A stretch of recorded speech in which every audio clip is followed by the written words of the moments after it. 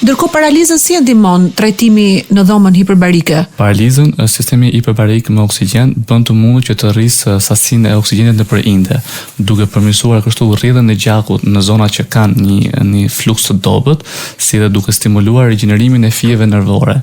Kjo gjithashtu prodhon një efekt anti-inflamator të fortë për shkak sepse redukton prodhimin e citoksinës, pra ato që prodhojnë inflamacionin, si dhe pakson dëmtimin qelizor. Bën të mundur që të mobilizohet dhe efekti kryesor që terapia hiperbarike ka, që është mobilizimi i qelizave staminale, që vetë shërojnë organizmin më shpejt dhe nxisin rigjenerimin e plotë të trupit. Sa patologji mund të trajtohen përmes dhomës hiperbarike? Trajtimi hiperbarik indikohet në rreth 90% të patologjive, ku kryesorët janë patologjitë neurologjike dhe ortopedike, ato traumatologjike, si dhe ato reumatologjike apo plagët dhe dhimbjet e ndryshme. Duke qenë se dhoma hiperbarike mund të ndikojë në shumë terapi njëkohësisht, ky është dhe avantazhi më i madh që dhoma hiperbarike ka, sepse paralelisht mund të trajtojë disa sëmundje në organizëm. Pra, po themi një pacient që mund të futet për të trajtuar migrenën, mund të përfitojë edhe në osteoporozën apo artritin.